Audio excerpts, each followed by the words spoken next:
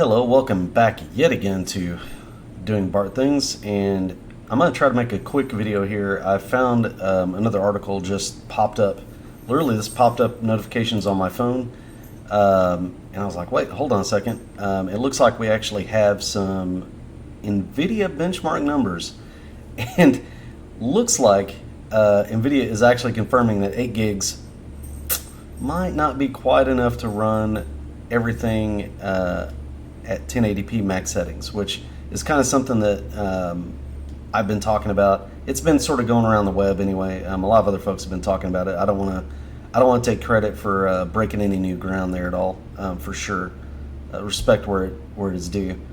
But I think again, this is what I mean. Nvidia, as they get closer to launching this GPU, they start caveating everything. I think they know this thing sucks, basically. So anyway, welcome to the video. Thank you for clicking on it. As you can see, this is a totally low rent production. Out of my kitchen again. My corgi is, by the way, he's 43.4 pounds. He's unreal. He's just a monster of a corgi, I think. Corgis probably get even bigger. But what's weird is he's this big and he's still sort of like not out of shape. He doesn't look like he's overly fat. He's the chunk. And so he's here with me today while I talk about this real quick. The 4060 and 4060 Ti's that come with 8 gigs have been confirmed by Nvidia. Maybe not enough to run some games at 1080p max settings. What I immediately wanted to click on and make a video about, to update the video I just made, is this chart. So this is a 4060 Ti 8 gig, I'm assuming. Maybe? Yes, okay, 8 gig. All right. This is exactly, it was so on the nose of what I was talking about and what I've been trying to tell everybody. And the overall message of these new cards in my videos is this. If you look up here, this is games with frame generation, right? It looks like it's just beating the pants off of the 3060 Ti.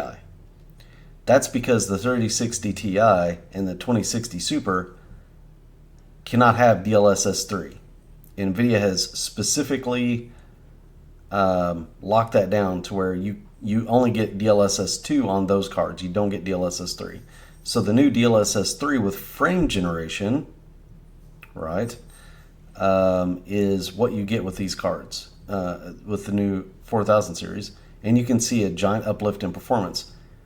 I am super skeptical of frame generation in the first place because what I think is happening is,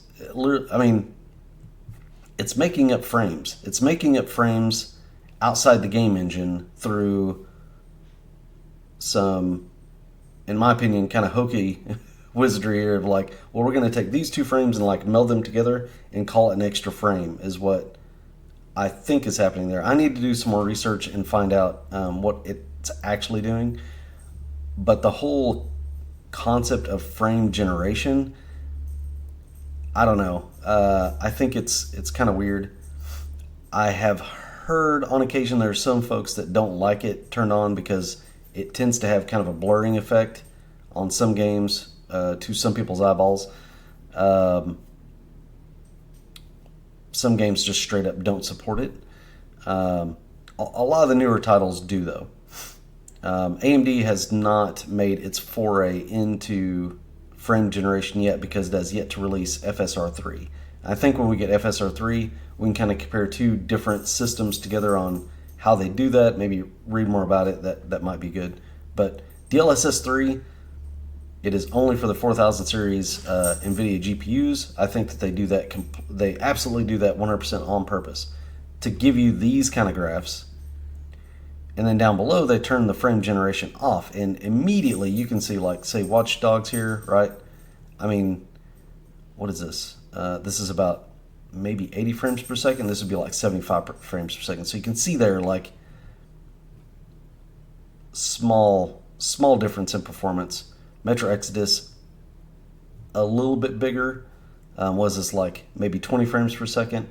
Um, Marvel's Guardians of the Galaxy. That's an interesting title. I haven't even paid attention to that.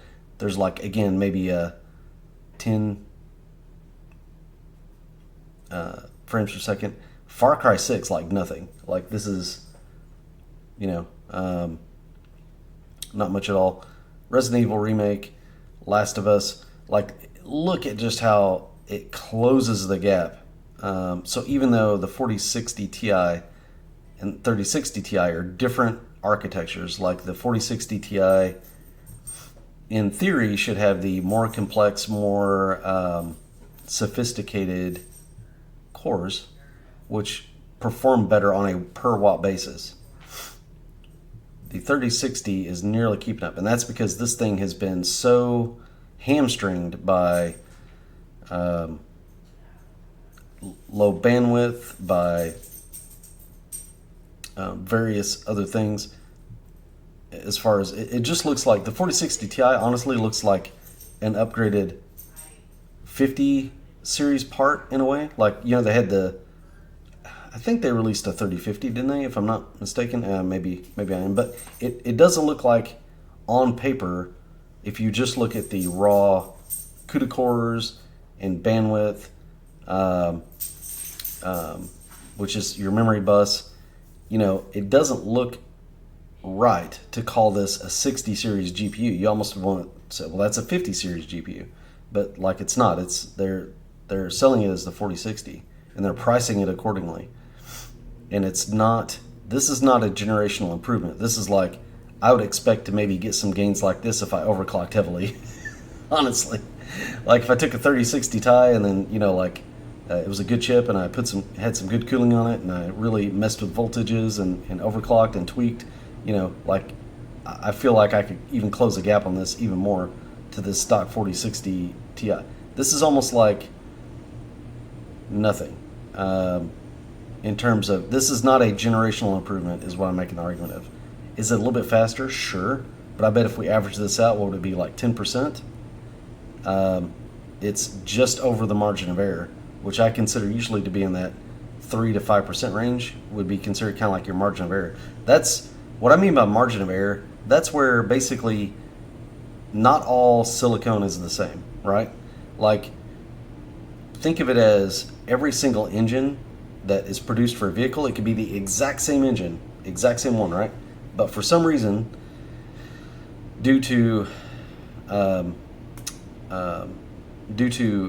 maturation of the assembly line, due to the temperature that day, due to the person working assembling those engines, whatever the case may be, there will be an engine that will come off that will just make a little bit more horsepower than the engine that was made after it, and it's just, that's what I like to think of when I think of in terms of percent, within margin of error.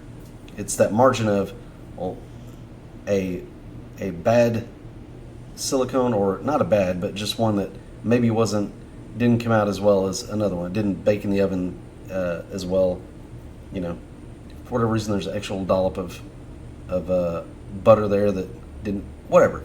But it's that variance, right, from chip to chip, and when it gets so close, you get within that margin of error, essentially they're the same, like it doesn't matter.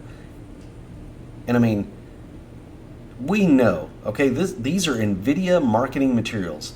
They cherry picked these, okay? These are going to show their hardware in the best of circumstances. When reviewers get a hold of this, they're just going to use their review suite. They're not going to choose these hand-picked examples by Nvidia. So, like I was saying in the previous video, this could be as bad as like within margin of error almost. When they actually pick their own titles, more like what people probably actually play. I don't even know if a lot of people benchmarking or playing with this Guardians of the Galaxy game. Far Cry 6, Last of Us, yes. But I think it is totally possible that that's what's actually going to happen. And of course, you turn frame generation on. Oh my gosh, it looks amazing. But this is the actual apples to apples, or more so the apples to apples. And this is a cherry picked apples to apples. And you can see it is not like, man, it's just getting, some of these titles are almost, you would almost, if you were playing this game, you'd see no discernible difference at all. Even if you had again, a frame counter over in the corner and you're watching your frame rate, it's, yeah. So, come back, get back to this. What if is there more information here?